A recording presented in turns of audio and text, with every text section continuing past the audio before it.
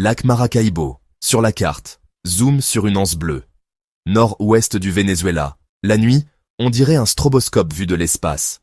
On parle d'éclairs, environ 260 nuits par an. Pas une saison. Presque toute l'année.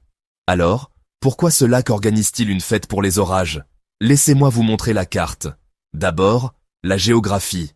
Maracaibo, à l'intérieur des Caraïbes, relié par un étroit détroit. Les Andes au sud et à l'ouest, un mur montagneux. Après-midi, la terre se réchauffe, l'air monte. Nuit, l'air plus frais glisse des montagnes vers le lac. De l'air chaud et humide arrive des Caraïbes. Il remonte le bassin du Catatumbo. Les brises se rencontrent au sud du lac. Des vents convergents, de l'eau chaude, beaucoup d'humidité. C'est du carburant. Ajoutez le lac lui-même. Le lac reste chaud après le coucher du soleil. Il pompe chaleur et vapeur pendant que la terre se refroidit. L'air chaud et humide monte, se condense, charge les nuages.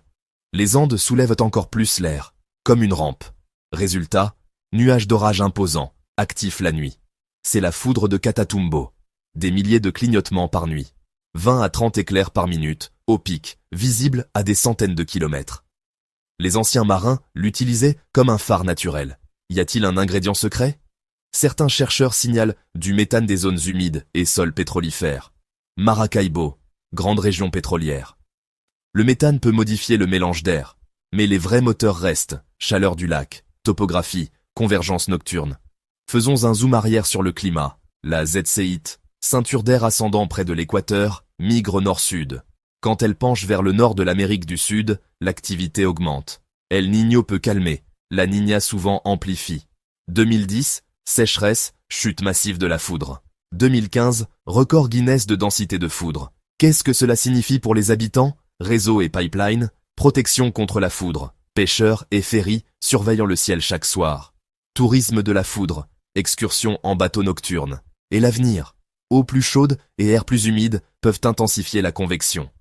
Mais changements de vent et précipitations peuvent déplacer l'action.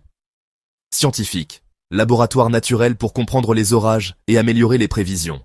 Donc, 260 nuits d'orage. Pas un mystère. C'est une configuration parfaite, un lac chaud, des vents de montagne, l'humidité tropicale, un rendez-vous nocturne où les trois se rencontrent. Sur la carte, c'est un lac. Dans le ciel, un des spectacles les plus fiables de la Terre.